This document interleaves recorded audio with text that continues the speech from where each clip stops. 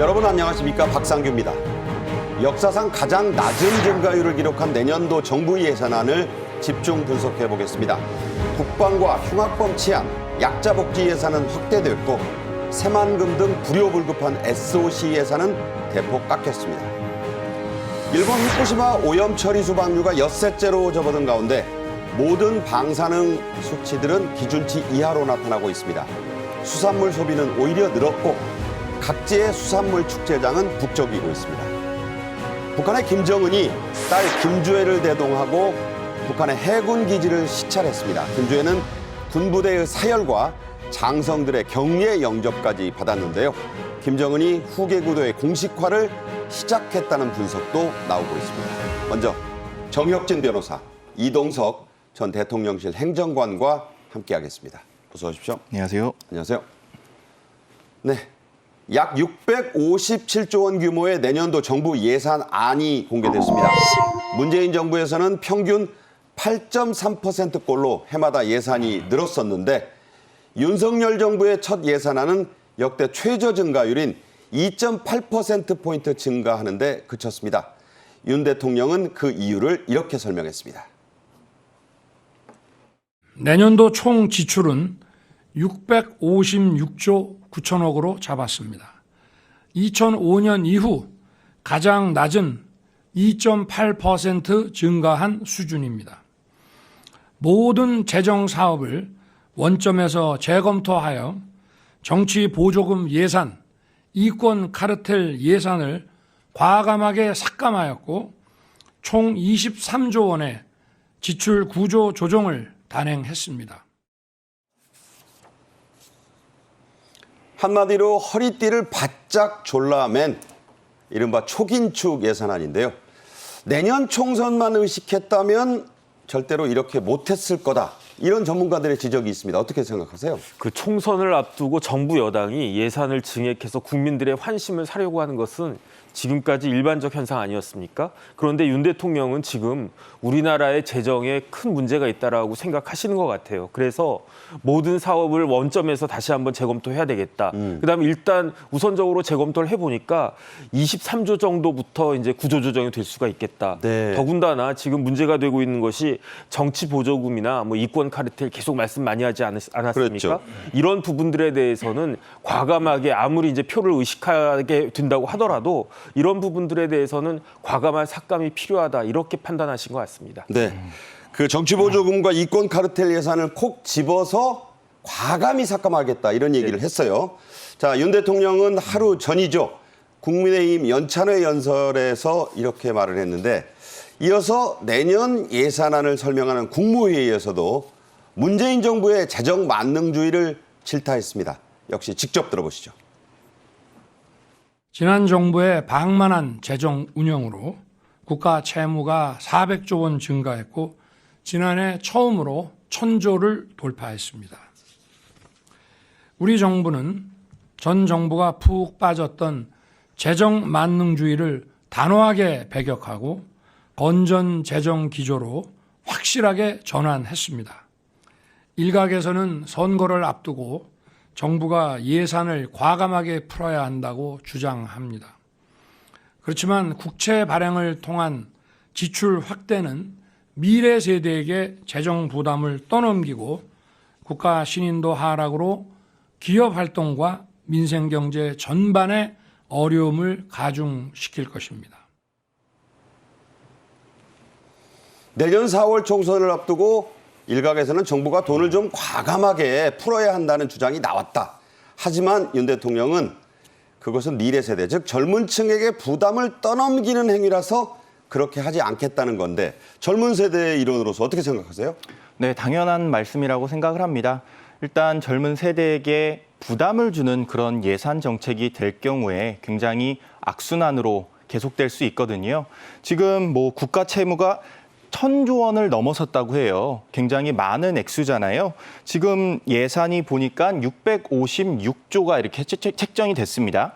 제가 바라본 윤석열 대통령께서는 이 656조라는 예산을 직접 다 챙겨보셨을 겁니다. 밤을 새서라도 이런 거를 챙겨보면서 서민 부담에 가장 큰 영향을 주는 이런 정책들을 챙겼을 거라고 저는 확신을 하고요. 네네. 지금 문재인 정부에서 지난 지방선거였습니다. 뭐 시청자 여러분들께서 기억하실지 모르겠지만 지방선거 직전에 뭐 재난지원금이라 그래가지고 돈을 어마어마하게 풀었습니다. 결국 포퓰리즘 정치라는 그런 비판을 굉장히 많이 받았습니다. 당시 네네. 언론에서요.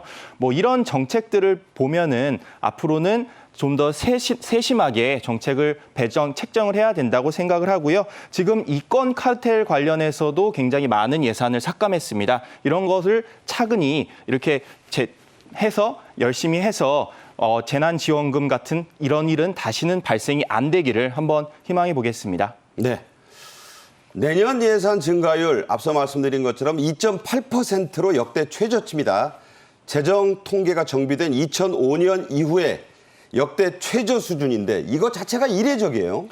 특히 이제 지난 정권에서 저기 보시다시피 예산 증가율이 굉장히 많이 올라갔어요. 그래서 심지어 9.5%, 9% 가까이 됐던 2019년부터는 9%대예요. 그러니까요. 그다음에 이제 평균 8.3%인데 아무리 코로나 같은 그런 비상 상황이 있었다고 하더라도 이것은 좀 과했던 것이 아닌가. 그다음 더 중요한 건 뭐냐면 저렇게 예산이 증가함으로 인해 가지고 우리나라의 국가 부채가 지난 정권에서 400조가 넘게 늘어나지 않았습니까? 이것이 다 공짜가 아니잖아요. 빚은 공짜가 아닙니다. 네. 그렇기 때문에 아무리 내년에 총선이 있다고 하더라도 예산을 줄일 수 있는 대로 최대한 억제를 하겠다. 그래서 증가율을 2.8%로 아주 어떻게 보면 비현실적이라고 할 수 있는 그런 비율로 이렇게 딱 낮춘 거라고 저는 생각이 됩니다. 그러니까 이걸 낮춘다 해도 그래프에서 나타난 것처럼 한 번 고삐가 풀리면 저게 잡히기가 참 어렵다는 얘기 아니에요. 그렇습니다. 그러니까 아까 좀 전에 그 그래프에서 나왔지만 예산이 375조가 얼마 전이었는데 지금 300조가 훌쩍 또 넘은 거 아니겠습니까? 이런 부분들에 대해서는 우리나라 국민들이 모두가 다 각성하고 있어야 된다고 생각이 됩니다. 윤 대통령은 하지만 이렇게 긴축 예산을 편성하더라도 약자 복지, 미래 준비, 일자리 창출, 또 국가 본질 기능 등 4대 예산안 핵심 과제는 흔들림 없이 추진하겠다고 또 밝혔습니다. 자, 그 내용이 어떤 것들인가요? 일단 예산을 쓸 때는 써야 되는 거 아니겠습니까? 그래서 크게 4가지 분야를 말씀을 하셨는데 복지, 미래, 일자리, 본질, 국가의 본연의 기능. 그래서 먼저 복지에 대해서 보면은 보호받아야 될 사람들이 누구이겠습니까? 장애인, 노인, 소상공인들에 대해서 보호를 더 해야 되겠다. 네. 그다음 우리나라의 미래를 생각해 보면은 출산율이 더 높아야 될 것이고, 그다음에 이제 어린이들 특히 보호가 돼야 되는 것이 아닌가. 그다음에 지금 우리나라 일자리도 굉장히 중요한데 일자리 중에 일자리라고 하면 결국은 첨단 일자리 아니겠습니까? 그러면 첨단이 AI, 바이오, 뭐 양자, 우주, 2차 전지 이런 부분들에 대해서 포커스를 맞추는 것과 동시에 또 K 콘텐츠도 그렇죠. 있고요. 문화적인 부분들에 대해서도 우리나라가 경쟁력이 아주 높으니까 K 콘텐츠. 그다음에 수도권 말고 지방에 있어서도 골고루 일자리가 있어야 되는 것이 아닌가. 그다음에 마지막으로 국가 본연의 기능이라고 하면 다른 거 없이 딱 2가지예요. 안보하고 안전. 안보는 무엇이겠습니까? 군 관련해가지고 필요한 예산들이 투입이 돼야 되고, 그 다음에 여러 가지 이제 국민들의 안전을 보장하기 위해서 이런 부분들에 대해서도 예산이 투여가 된다.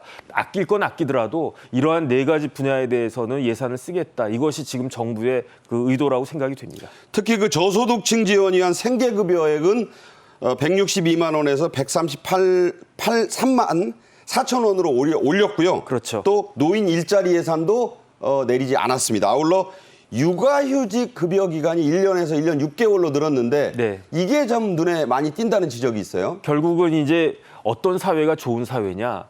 가장 어려운 사람들의 그 수준이 그 사회의 수준 아니겠습니까? 그러니까 이제 생계급여가 183만 4천 원이면 제가 봤을 때 그렇게 작은 금액은 아니에요. 네. 그다음에 육아휴직이 늘어난다라고 하는 것은 결국은 그걸 통해서 출산율이 더 높아지지 않을까, 그 부분을 기대할 수 있지 않을까 하는 생각이 듭니다. 네.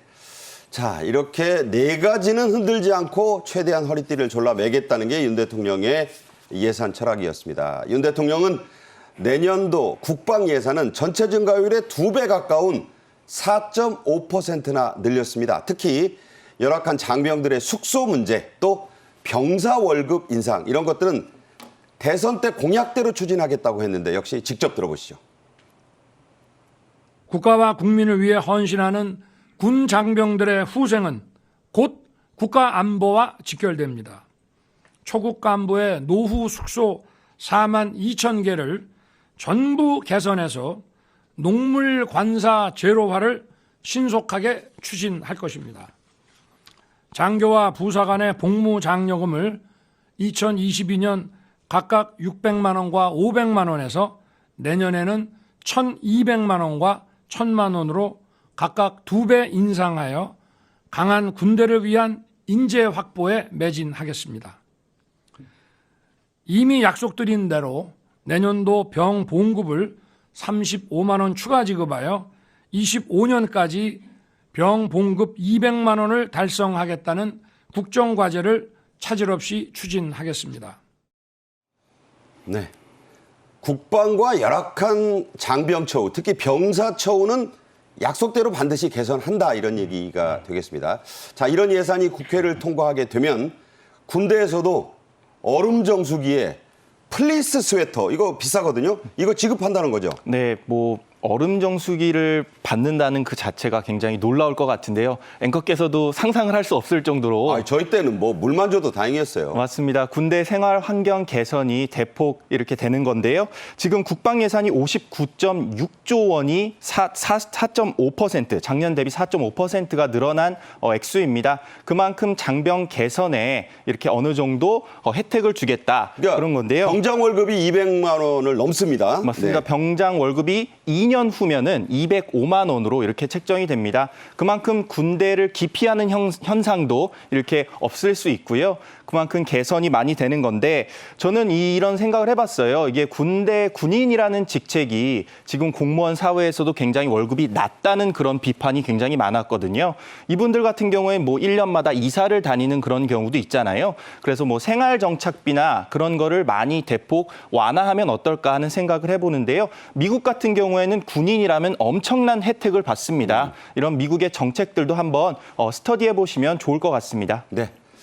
윤 대통령은 아울러 요즘 아주 자주 나타나고 있는 이른바 이 묻지마 흉악범죄 그리고 고질적인 마약범죄 그 예방, 전세 사기 대응 같이 국민들의 안전과 민생을 위한 예산은 늘리거나 또 신설하겠다 이런 얘기를 했죠. 그 최근에 불특정 다수인을 대상으로 한 묻지마 흉악범죄가 우리 사회에서 연쇄적으로 일어나고 있잖아요. 저도 이게 굉장히 걱정이 되는데 그렇기 때문에 이 부분에 대해서 특히 범죄 대응력 강화를 위해서 1조 1,000억이 넘는 금액의 예산이 확보가 됐는데 이 예산은 지난해보다 무려 4.2배나 올라간 그러한 그 예산인 것 같고요. 그러니까요. 그다음에 묻지마 그 흉악범죄 대응 예산 관련해 가지고는 1,000억 이상의 예산이 배정이 됐고 그다음에 좀 눈길을 끄는 것이 저위험 권총입니다. 이 네. 저위험 권총이 뭐냐면은 살상력이 일반 권총의 한 10% 수준이래요. 자, 모델이 지금 나왔어요. 구경이 9mm고요. 네네. 무게는 515g. 38권총 리볼버가 680이니까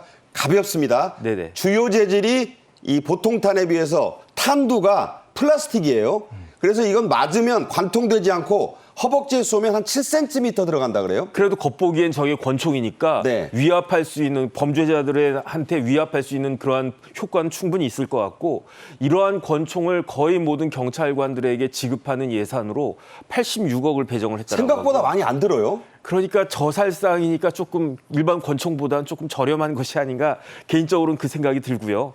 그다음에 이제 마약이 우리 사회에 굉장히 크게 침투해 있지 않습니까? 마약 대상 그 예산을 600억 넘게 확충을 했고 그다음에 이제 전세 사기 관련해 가지고는 7천억 이상의 예산을 배정을 했다라고 그렇게 알려지고 있습니다. 네. 쓸 때는 쓰겠다. 하지만 필요 없는 데는 최대한 졸라매고 허리띠를 그냥 바짝 이렇게 조이겠다 이런 얘기입니다. 이어서 윤 대통령 국무위원들에게 이례적인 당부를 했어요. 그 내용을 저희가 그래픽으로 요약을 했습니다. 한번 보시죠. 자, 윤 대통령이 국무회의에서 이런 말을 했습니다. 참석자의 전원인데 윤 대통령은 현재 여야의 스펙트럼이 극단적인 상황에서는 점잖게 얘기해서 될 일이 아니다. 이렇게 말했다. 또 회피하고 공격받는 게 싫으면 안 된다며 공격을 받아야 힘이 되고 결집이 되는 측면도 있으니 무서워서 피하지 말라고 언급을 했다. 자, 이래서 이게 이 오늘자 조간신문 방송에서는 좀 맞서서 싸워라 이런 주문으로 좀 해석들을 하던데 어떻게 보셨어요? 일단은 국무위원은요, 이중적인 지위를 갖고 있다는 생각이 드는 게 첫 번째로 행정각부의 장이죠. 장관이니까. 한편 그런데 정치인적인 성격도 강하단 말이죠. 그러니까 국회의원들이 그 장관하는 경우도 많지 않습니까, 이제는? 그런데 지금 우리 사회에 우리나라의 기본적인 질서, 자유민주적 시장경제 질서를 공격하는 그러한 일들이 굉장히 많지 않습니까? 네. 이런 공격에 대해서는 국무위원들이 다른 사람도 아니고 국무위원들이 우리나라를 이끌어가는 사람들이니까 결국 국무회의를 통해서 우리나라가 그 운영되는 거 아니겠습니까? 국무회의 의장은 대통령이고 그 위원들이 그 국무위원들 장관들이니까 그러니까 이런 부분들에 대해서는 적극적으로 대응해야 된다라고 하는 것이 대통령의 요구 사항이다. 저는 그렇게 생각이 됩니다. 자, 오늘 그 아침에 뭐 여러 시사 프로그램 들어보니까 야당에서 이제 평론가들이 뭐라고 얘기하냐면 아니 국무위원들 보고 싸우라고 한 거는 모두 한동훈이나 원희룡처럼 하라는 얘기 아니냐 이렇게 반박을 하던데 어떻게 보셨어요? 그 모든 사람들이 이렇게 원희룡 장관이나 한동훈 장관 같이 될 수는 없겠지만 그래도 자기 분야에 있어서 일정한 정도의 공격이 있으면 그러니까 그 우리나라의 그 기본적인 질서에 대한 공격이 있으면 거기에 대해서는 정확하게 해명을 해야 되겠죠. 그런 정도 말씀이라고 저는 생각이 됩니다. 네. 한편 윤석열 대통령은 후쿠시마 오염 처리수 방류 대응 예산도 올해보다 3%가 늘어난 액수로 편성했다고 밝혔는데요. 직접 들어보시죠. 후쿠시마 원전 오염수 방류에 대응하여 우리 해역과 수산물에 대한 안전 감시 체계를 더욱 촘촘히 구축하고 국산 수산물을 국민들께서 안심하고 드실 수 있도록 관련 예산을 총 7,400억 원 수준으로 대폭 확대하겠습니다. 이 후쿠시마 관련 예산은요, 주로 수산물 소비 위축 방지 그리고 어업인 금융 지원 등에 쓰일 예정이다 이렇게 밝혔는데 어떤 내용들입니까?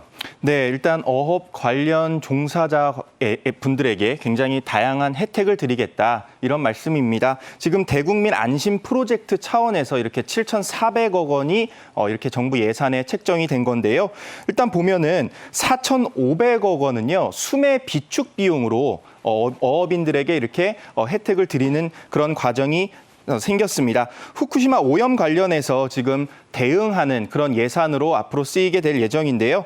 이게 오염수 유입 감시 정점을 굉장히 많이 늘려가지고 오염수가 들어왔을 때 어떤 이런 어업에 피해가 갈지 그런 것도 상시 이렇게 체계를 감시한다는 거고요. 또 지금 수산물 관련해서 방사능 검사 또한 현재 8,000건에서 43,000건으로 이렇게 대폭 강화하겠다고 밝혔습니다. 네.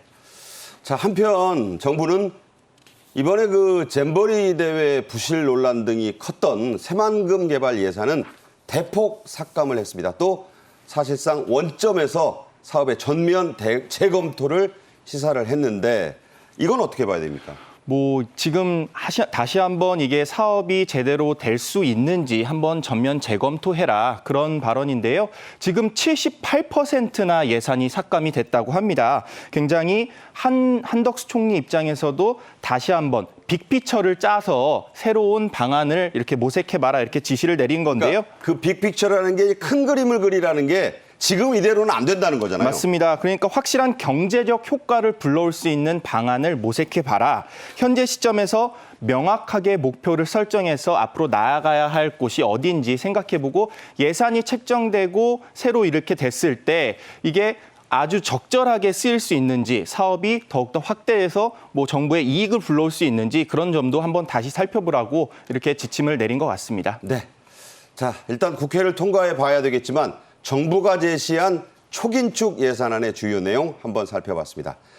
다음 소식입니다. 방류 엿새째를 맞은 후쿠시마 오염 처리수 검사 결과. 자, 오늘은 어떻게 나왔나요? 검사 결과가 기준치를 밑도는 것으로 나왔고요.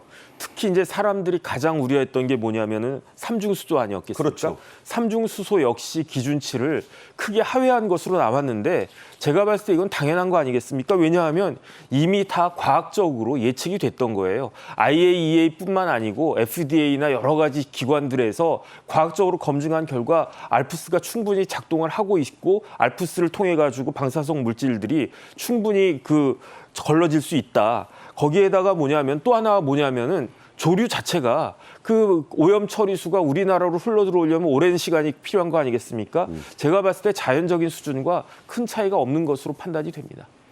네. 이 화제가 된 용산 대통령실의 구내식당, 이제 어제 화요일 같은 경우였죠. 30분 만에 매진이 됐다. 한마디로 얘기해서 이제 더 줄 수 없습니다. 이게 됐다는 거예요. 이전 행정관도 사표 내기 전까지 자주 이용하던 곳인데 그 사용하던 분들 반응 들어봤습니까? 네, 뭐 직접 들어봤고요. 이게 사실 회가 나온다는 게 구내식당에서 상상하기가 좀 힘들지 않습니까? 모듬회가 나왔다면서요? 맞습니다. 사실 뭐 전어 튀김 뭐 이런 거는 자주 등장했는데 모듬회가 나왔다고 해서 대통령실의 그 행정관들, 그 근무자들이 바로바로 이렇게 내려가서 식사를 했다고 해요. 사실 뭐 11시 30분부터 식사를 할 수 있습니다. 구내식당 같은 경우에는요. 줄을 섰겠네요. 근데 이제 뭐 11시 30분 전부터 이렇게 100m가량 줄이 섰다고 해요.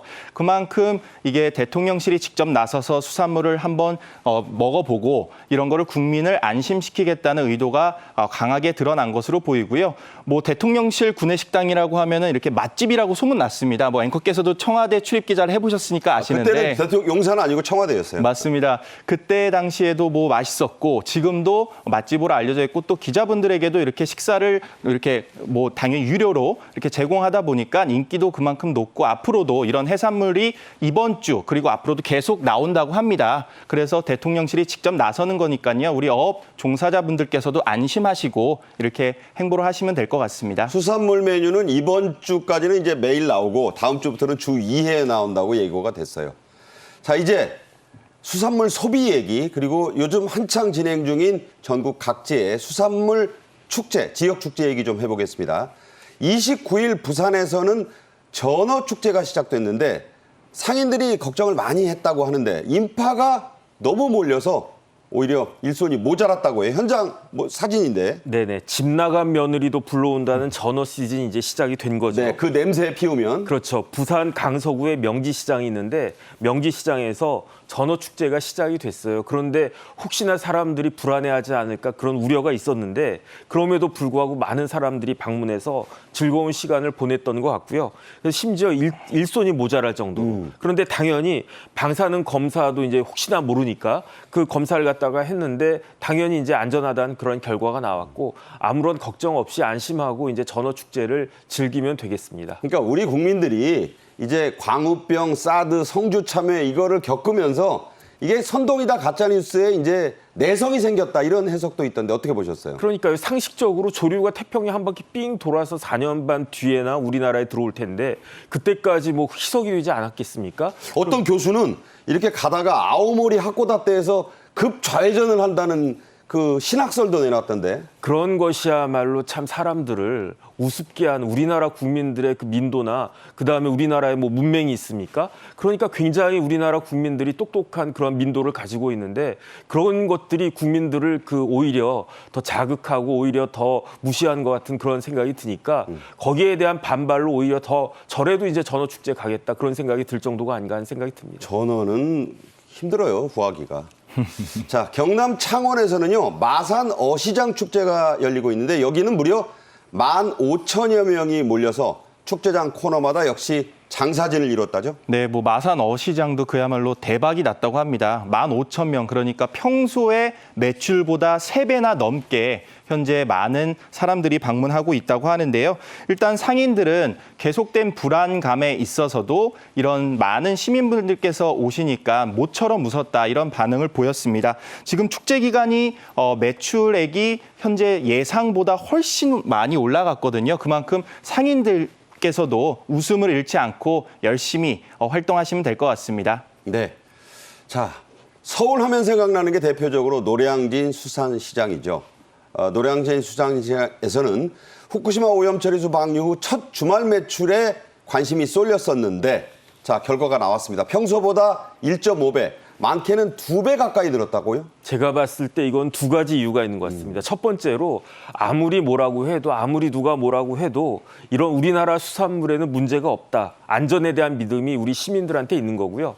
그다음에 이제 두 번째는 뭐냐면은 이럴 때일수록 상인들을 더 도와줘야 된다라고 하는 그러한 생각들이 있는 것 같고 그렇기 때문에 그 수산시장 24일에 후쿠시마 오염수 방류 후에 매출이 50%에서 100%가 더 늘어났다는 거 아니겠습니까? 그러니까요. 이런 것들이 우리나라 국민들의 저력이 아닌가 하는 생각이 듭니다. 네. 재계도 국내 수산물 소비 촉진 캠페인에 앞장을 서고 있는데요. HD 현대가 대표적이고 또 대한상이 케이스도 있습니다. 설명을 좀 해주세요. 네, HD 현대가 적극적으로 수산물 구입에 나섰습니다. H현대그룹이요, 그 1일 식사량, 그러니까 직원들이 식사하는 양이 5만 5천여 분에 달한다고 해요. 네. 굉장히 많은 수치인데요. 이런 거를 지난달 출하한 우럭과 전복의 6%가량을 이거를 매입했다고 합니다. 네. 그래서 지금 직원들에게 이렇게 제공을 하고 있는데요. 대한상이 역시 중소기업 복지 플랫폼이라는 게 있습니다. 이곳에서 수산물 판매 업체를 이렇게 입점시켜서 다양한 사람들이 이렇게 구매할 수 있도록 현재 진행되고 있다고 합니다. 네. 다시 한번 이 시간에 계속 제가 말씀드리는 게 있습니다. 선동과 가짜뉴스가 아닌 진실과 과학을 믿는 그런 민도가 돼야 합니다. 정혁진 변호사, 이동석 전 대통령실 행정관과 말씀 나눴습니다. 잘 들었습니다. 감사합니다. 네. 이어서 북한은 지금입니다. 북한의 김정은이 소위 해군절을 맞아서 북한 해군사령부를 방문했는데요. 3개월 만에 나타난 딸 김주애가 동행했습니다. 이게 공식 후계자처럼 하는 행동이 나타났는데 구구한 해석을 낳고 있습니다. 먼저 영상으로 보시죠.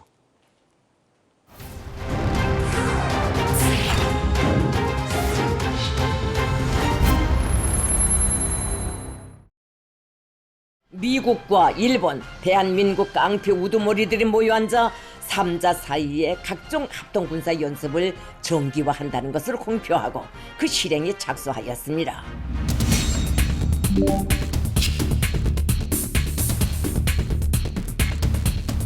Republic of Korea and Japan are capable and indispensable allies.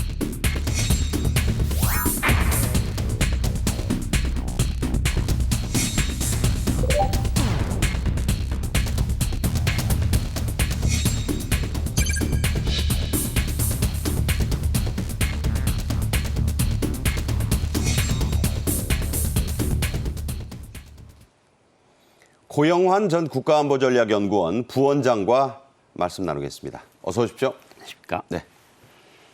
먼저 북한의 조선중앙TV가 방송한 김정은 부녀의 해군기지 시찰 모습 직접 들어보시죠.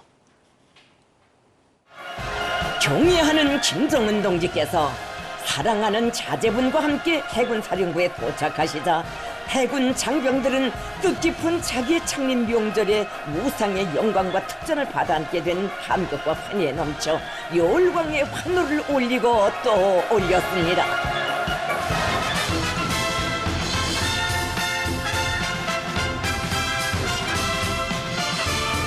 해군 동수 함대장들, 관하 수상 및 수중 함선 전대장들과 특수작전부대 지휘관들이 가장 뜨거운 경모의 정을 안고 맞이했습니다. 네, 그림에서 보셨지만 김주애는 김정은 바로 뒤에 따라가면서 격려도 받고 악수도 나누고 그림에는 안 나오지만 군 사열도 받았습니다. 자, 이렇게 김주애가 공식 석상에 등장한 게 약 석 달 만인데 그동안은 왜 안 보였나요? 뭐 그동안에 사실은 여러 가지 행사가 있긴 했는데 가장 큰 7.27 행사라고 하는 거는 러시아하고 중국을 위주로 해서 그걸 내세우고 하는 행사니까 내부 행사가 아니니까 못 나온 거고 네. 그다음에 이제 5월 31일 날 1차 정찰 위성 실패 그다음에 8월 24일 날 2차 정찰 위성 실패 그때는 네. 김정은 사진도 못 나왔거든요. 아. 그러니까 그때 갔을 수 있는데 실패했으니까 못 나온 것 같고 그래서 이번에 아마 공식적인 행사를 또 하나 만들어가지고 사실 김정은이 해군사령부를 찾아간 게 이번에 처음입니다. 글쎄요. 해군사령부를 안 찾아갔거든요. 그 이유는 북한 해군이 너무 열악해서 동서해안에 그냥 경비함 같은 구축함, 낡은 구축함 구선해준 거 한 대씩밖에 없거든요. 해군이랄 것도 없는 수준이다. 그렇죠. 그냥 네. 경비정, 초계정, 어뢰정이 다거든요. 그러니까 거기는 별로 관심을 안 돌렸던 거죠. 네. 자, 말씀드린 대로 김주애가 김정은과 함께 군을 사열하고 장성들과 악수를 나누면서 인사를 받았습니다. 매우 이례적인 모습인데 이걸 공식 매체가 보도를 했다는 데도 의미가 있어요. 반면에 김여정은 멀찍이 떨어져 서 있었고 좌석 배치도 바로 김정은 옆에 앉은 김주애에 비해서는 매우 멀찍이 떨어져 있었습니다. 자, 이걸 이제 후계 구도를 공식화하려는 거 아니냐. 그것과 연결해서 생각하는 시각들이 있어요. 어떻게 보세요? 뭐 후계 구도는 명시를 하고 있습니다. 북한이 저렇게 4대로 세습으로 간다는 것을 명확하게 지금 밝히고 있는데 특히 군 중심 행사들의 김주애가 많이 나오는 거 봐서는 다음 후계 구도는 군 중심으로 가겠구나 하는 생각을 하게 하고요. 네. 두 번째는 역시 김주애가 가면 그러면 4대 후계자냐 아니면 김정은이 또 다른 아들이 4대 후계자냐 요거는 조금 더 두고 봐야 되겠지만 그러니까 지금도 김주애가 첫째인지 숨겨진 아들이 그 첫째인지도 아직 불분명하잖아요. 뭐 첫째하고 셋째가 아들이라는 첩보들은 있는데 아직 북한이 공식 공개는 안 하고 있으니까 어쨌든 그런데 아들을 내보내지 못하는 경우는 아들이 나오면 저건 후계자라고 명백히 여기고 거기에 사람들이 한 게 무리가 간부들이 거기 가서 줄을 서는 것을 방지하기 위해서 여성을 저렇게 딸을 앞세우는 것 그렇게 분석을 할 수 있습니다. 과거 우리나라에서는 왕조실록에 협유 집권, 네. 어린애를 끼고 집권을 시도한다 그래가지고 네. 그게 이제 아주 경계 대상이잖아요. 그렇죠. 네. 김정일 때도 김정일이가 되면서 김일성의 권한이 확 내려갔던 적이 있으니까 그걸 봤으니까 아마 여성을 내세워서 후계는 하겠지만 이 사람인지는 아직 밝히지 않고 있는 그런 상황인 것 같습니다. 네. 김정은이 해군절을 맞아 해군사령부를 방문한 건 이번이 처음이라고 고영환 박사도 말씀을 하셨는데 북한 매체는 이렇게 방송을 했습니다. 이때 특유의 막말이 사용됐습니다. 직접 들어보겠습니다.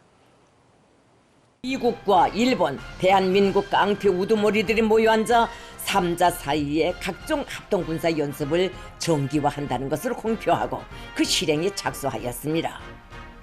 미국을 비롯한 적대 세력들의 무모한 대결책 등으로 말미암아 지금 조선반도 수역은 세계 최대의 전쟁 장비 집결 수역, 가장 불안정한 핵전쟁 위험 수역으로 변해버렸습니다. 조성된 현 정세는 우리 해군이 전쟁 준비 완성에 총력을 다하여 상시적으로 림전 태세를 유지하며 요사시 적들의 전쟁 의지를 파탄시키고 최고 사령부의 군사 전략을 관철할 수 있게 준비될 것을 요하고 있습니다. 국가 핵무력 건설 노선이 밝힌 전술 핵 운용의 확장 정책에 따라 군종 부대들이 새로운 무장수단들을 인도받게 될 것이라고 하시면서 앞으로 우리 해군은 전략적 임무를 수행하는 국가 핵 억제력의 구성 부분으로 될 것이라고 말씀하셨습니다. 네, 북한 매체가 문재인 전 대통령은 삶은 소대가리라고 했었는데 윤석열 대통령은 깡패 우두머리들이라고 지칭을 해서 이게 좀 주목을 받았어요. 캠프 데이비드에 모였던 한미일 정상들을 가리킨 건데 왜 이런 표현 썼나요? 저게 지도자급이 할 이야기는 아니죠. 사실 다른 나라 국가 수반들을 보고 깡패 우두머리라고 하는 거는 사실 말이 안 되는 소리인데 한국, 미국, 일본의 정상들을 깡패 우두머리들이라고 이제 표현을 했는데 어쨌든 그 김정은 입에서 저런 말이 나왔다는 게 많은 주목을 받고 있는 거죠. 네. 김여정은 여러 번 남조선 대신 대한민국이라고 했습니다. 공식적으로 2번 언급을 한 게 보도가 됐었는데 김정은이 이번에 대한민국이라는 호칭을 썼어요. 남조선이란 말을 안 쓰고.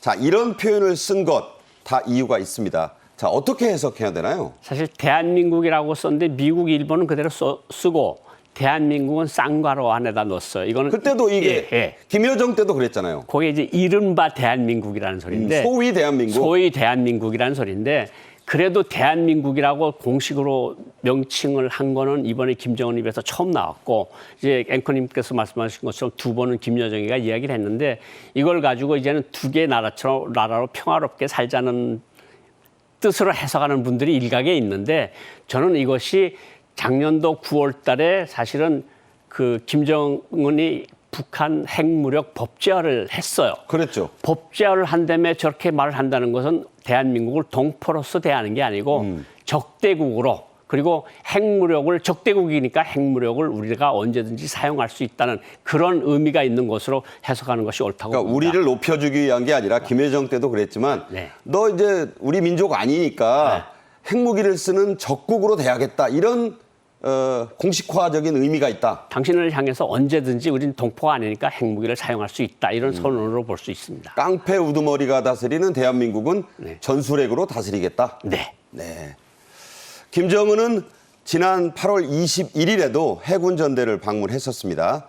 최근에 유독 해군 전투력을 부쩍 강조하고 나서는 이유가 있을 텐데 이건 어떻게 봐야 되나요?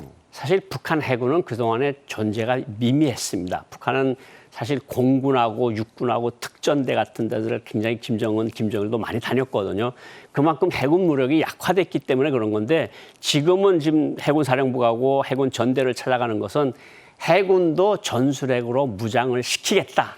그러면 비록 크기는 작아도 전술핵을 담은 무기니까 충분히 한미연합함대에 맞설 수 있다. 이런 계산을 하는 것으로 보입니다. 네. 자, 이 계속해서 나오는 이게 북한의 전술핵입니다. 요즘 뭐 오펜하이머라는 영화가 또 화제가 되고 있어서 핵무기 얘기가 특히 화제죠. 북한의 해군이 핵 억제력의 한 구성 요소다. 이렇게 말하면서 전술핵의 실전 배치를 계속 거론하고 있습니다. 실제로 사용한다면 네. 어떤 전술핵 무기를 북한이 갖고 있는 건가요? 사실 우리 훈련이 한미연합 훈련이 주로 해군 중심으로 진행되는 것이 많았어요. 동해상에서. 여기 이제 공군, 해군이 있었고 이제 육군도 있었는데 북한은 그에 대한 대비책이 거의 없었어요. 네. 해군 자체가 너무 열악했으니까. 그런데 이제 핵무력을 만들면서 이제 북한이 호언장담한 게 미7함대를 태평양의 핵무기로 수장을 시켜버리겠다. 가능해요, 그게? 뭐 어쨌든 핵어뢰 같은 거, 뭐 북한이 핵어뢰를 공개도 했는데 핵어뢰가 실질이라고 한다면 그리고 북한이 실제로 핵무기로 7함대를 공격한다면 큰 물기둥이 일어나고 뭐 해일이라고 하는 게 있죠. 그렇죠. 예. 네. 그런 것이 일어나면 아마 타격을 주겠죠. 그런데 이제 해군 함정에 실을 수 있는 전술핵을 만들 수 있을 정도로 작게 만들었느냐. 이게 지금 전문가들도 이게 약간 미지수를 두고 있는 굉장히 거거든요. 고도의 기술이 있어야 되는 거 아니에요? 고도의 기술이 있고 작아야 되니까. 그리고 북한이 얼마 전에 그 전략 순항 미사일을 쐈다 그러는데 경비정 정도에서 사실 쏘기에는 배가 너무 작거든요. 그래서 일반 미사일 갖고 순항 미사일이라고 부풀린 거다. 불린 거다. 우리 네. 해군도 합참도 그렇게 이야기를 했는데 어쨌든 우리가 주의할 것은 북한이 그런 의도를 가지고 어쨌든 핵무기로서 미일 함대, 한미일 함대를 태평양에서 동해상에서 없애버리겠다. 이런 의지를 가지고 계속 나가는 것은 틀림없으니까 우리가 경계는 많이 해야 된다고 봅니다. 그러니까 미7함대가 세계 최강인데 네. 그거를 우리가 이게 전략 핵무기를 써서 전술 핵무기를 써서 수장시킨다고 하면 네. 그 북한 조선중앙 텔레비 보는 북한 주민들은 뿌듯해 하긴 하겠어요. 그리고 내부용일 수 있다는 거 아니에요? 내부용이고 사실 북한이 핵무기를 쓰면 태평양 함대가 가지고 잠수함 한 척으로 북한을 1,500배, 히로시마 원자탄의 1,500배로 타격을 가하는 게 잠수함 하나로 할 수 있는데 7함대는 어마어마하지 않습니까? 사실은 저것을 쏜다는 것은 거의 뭐 북한이 붕괴, 완전한 그냥 멸망을 각오하지 않고서 힘들 거거든요. 그런데 저런 것들을 계속 이해하는 거 보면 우리 함대가 해군이 7함대도 능히 맞설 수 있는 그런 뭐 필승의 해군력이다. 이런 것을 김정은이 만들어줬다. 이런 김정은의 어쨌든 우상화를 더 바짝 제고하게 한 그런 측면도 분명히 있어 보입니다. 네. 자, 다음 얘기를 좀 해보죠. 지난 8월 24일이었습니다. 북한은 정찰위성을 두 번째로 발사했다가 또 추락해서 실패를 했죠. 이 사실을 외국 언론 매체에는 바로바로 알려줬어요. 그래서 그때 이례적이다 이런 얘기 나왔는데 정작 북한 주민들에게는 알리지 않았습니다. 이유가 뭐죠? 이제 조선중앙통신이라는 걸 먼저 설명을 하면 조선중앙통신은 일반 중앙부처에서는 부상 이상만 볼 수 있습니다. 차관 이상. 차관 이상만 볼 수 있고 외무성이나 국제부나 보위성 같은 기관에서는 보는 건데 일반 주민들은 조선중앙통신이 무슨 소리를 하는지 알 수가 없어요. 그 자체를 접할 수 없다? 접할 수가 없고 매체를 접할 수가 없고 그리고 첫 번째 유성 실패한 다음 5월 31일 날 실패한 다음에도 한 20일 있다가 실패를 자인을 했어요. 근데 이번에도 실패를 자인하면 이제까지 뭐 핵무기니 뭐니 뭐 화살이니 해고래니 뭐 잔뜩 이렇게 났는데 뭐야 정찰위성은 계속해서 떨어진다고? 그럼 김정은의 소위 그 절대적이라고 하는 위신도 같이 떨어지는 거 아니겠습니까? 그러니까 이건 외국 사람들한테 알리는 중앙통신에는 알리고 노동신문이나 중앙텔레비전 같은 데서는 이것을 숨기고 있는 그러니까 김정은의 지도력에 훼손이 간다고 믿고 있기 때문에 이것을 감추고 있다 이렇게 볼 수 있습니다. 실제로 오늘까지 체크를 해보면 뭐 북한 주민들이 접할 수 있다는 노동신문, 네. 조선중앙 테레비, 그쪽은 이제 테레비라 그러잖아요. 네. 그리고 조선중앙 방송. 네. 여기서는 일절 보도를 안 한다고 해요. 일제 보도를 안 하고 주민들한테는 숨기고 있는데 사실 조금 국정 쪽에서는 조금씩 소문이 새 나가고. 그건 이제 중국 쪽으로 인터넷 통해서 보는 거 아니에요? 인터넷 통해서 중국 휴대폰을 통해서 이 차도 쐈는데 실패했다더라. 그런 소문이 차차차차 국내로 퍼지고 있는 그러니까 그런 상황이라고. 입소문을 타고 그러면 이제 네. 장마당으로 들어오겠네요. 그런 들어가서 그것이 뒤숭숭해지면 전국이 그때 또 할 수 없이 발표를 하겠죠. 몇 달 뒤가 될 수도 있고. 몇 달 뒤가 될 수도 있고. 네. 예. 북한의 정찰위성 발사 실패 다음 날 유엔 안전보장이사회가 공개 회의를 열었습니다. 상임이사국인 중국과 러시아 이번에도 북한을 옹호했다. 한마디로 뭐 감싸고 돈 거네요. 예, 그렇죠. 이제 안보이사회가 이제 현지 시간으로 25일 날 열렸는데 우리나라 시간은 26일이고 그런데 뭐 사실 뭐 한미일 세 나라 뭐 알바니아 같은 나라들이랑 다 반대를 했거든요. 네. 이거 규탄을 하고 오직 러시아하고 중국만 이건 뭐 그런 거 하면 안 된다고 해서 비토를 놔서 결의안은 채택이 되지 못했습니다. 그래서 결국은 유엔에서 지금 무슨 말이 나오고 있는가 하면 안보리라는 것이 과연 지금 필요한 거냐. 네. 러시아하고 중국이 계속 건건마다 비토를 놓으면 저것은 어떻게 할 것이냐. 이런 무용론이 지금 나오고 있는 그런 실정입니다. 이번에 그 유엔 안보리 회의의 특징이 알바니아가 네. 서방 뭐 국가들은 이해가 되는데 알바니아 하면 대표적인 동유럽의 순수 공산 국가인데 여기서도 북한을 감싸지 않고 예. 미사일 발사는 규탄을 했어요. 이건 어떻게 봐야 돼요? 사실은 알바니아는 루마니아하고 똑같이 북한의 3대 전후 국가입니다. 그러니까요. 가장 친한 나라인데 알바니아에서 아직도 그 공산주의기가 뭐 완전히 없어진 건 아니거든요. 그래서 알바니아가 이번에 북한의 정찰위성 발사를 규탄한 걸 보면 진짜 격세지감을 느끼는 그런 변화를 겪고 있다. 그러니까 러시아와 중국을 빼고는 과거의 3대 전후국마저도 예. 아닌 건 지금 아니라고 하는 아닌 식으로. 건 아니다. 이거는 틀렸다고 이야기를 하고 있는 겁니다. 이제 또 하나 떨어져 나간 셈이네요. 그렇죠. 네, 그런 의미가 있습니다. 북한은 이 안보리 결의 자체가 부당하다고 주장하고 있는데 뭐 예상했던 그런 반응입니다만 이거는 우리가 어떻게 해석해야 됩니까? 사실 북한 논리는 얼핏 듣기는 맞아 보여요. 당신네는 쏘면서 우리는 왜 못 쏘게 하냐. 그런데 본질적으로 뭐냐면 북한이 저런 도발들을 계속하고 뉴욕이나 서울을 폭격하겠다 어쩌다 하고 그렇게 도발을 하니까 안보이사회가 유엔 안보리가 유엔 제재를 가한 거 아닙니까? 그러니까 그 제재가 자기네가 잘못해서 제재를 받는 건데 그 제재의 결의 자체가 잘못됐다는 건데 사실은 중국도 그렇고 러시아도 그렇고 미국이나 어디 일본에다가 핵무기를 쏘겠다고 위협하는 나라는 하나도 없거든요. 네. 오직 북한만 워싱턴에 우리 핵 조준경에 있다. 뉴욕을 불바다로 만들겠다 이런 식으로 도발을 하고 계속 그러니까 안보리 이사회에서 제재를 가해서 제재를 받고 있는 상황이거든요. 그러니까 북한이 저 논리는 사실 맞지가 않다고 볼 수 있습니다. 한대성 주 제네바 북한 대표부 대사 얘기가 보도가 됐어요. 유엔 안보리 결의안은 유엔 헌장에 어긋나는 불법 문서다. 예. 이래가지고 회의장에서 실소가 터져 나왔다는데 네. 그 외교관이란 사람이 예. 유엔 안보리 헌장을 불법 문서라고 얘기할 수 있나요? 그게 이제 저 한 5년 후배인데요. 한대성이가. 실제로? 같은 네네. 외교부에 있었고 지금 대사로 나가 있는데 북한 외교관들이 압니다, 속으로. 이게 말도 안 되는 소리라는 걸 알면서도 지침이 그렇게 나오니까 그걸 그냥 그냥 가리고 그냥 읽어버리는 거죠. 그러니까 유엔 안보리에서 실수가 터지는 거는 당연한 일이라고 생각을 합니다. 네, 다른 나라에서도 위성을 발사하고 남한과 미국은 합동 군사 연습을 하고 끊임없이 우리에게 군사적 위협을 하는데 이런 것들은 평화 안보를 수호하기 위한 것으로 미화된다. 예. 뭐 우리의 군사 정찰 위성의 발사는 우리의 안전 보장과 직결된 자위적 조치다. 이것도 본인이 속마음 그대로 한 얘기는 아니란 얘기죠. 그렇죠. 그러니까 외교부에서 김정은 지시를 받아서 나온 소리인데 우리가 하면 왜 불법이고 당신네가 하면 왜 합법이냐. 거기도 내로남불식인가요? 그렇게 논리를 거는데 그러면 당신들이 이제까지 해온 일들을 한번 돌이켜보라. 왜 그런 일들이 생겼는지, 왜 세계가 당신네를 규탄하는지, 심지어 알바니아까지 당신들을 규탄하는지 그걸 새겨봐야 될 것이다. 그렇게 생각을 듭니다. 네, 고영한 원장님이 북에 계실 때 5년 후배가 왜 저런 말을 하는지 네. 다 이해가 된다는 말씀에 공감되는 바가 많습니다. 네. 자, 오늘도 말씀 잘 들었습니다. 고맙습니다. 감사합니다. 네.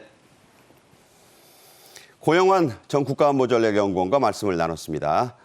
자, 저희 생방송 정책인 이슈가 준비한 오늘의 소식은 여기까지입니다. 오늘도 시청해 주셔서 감사합니다.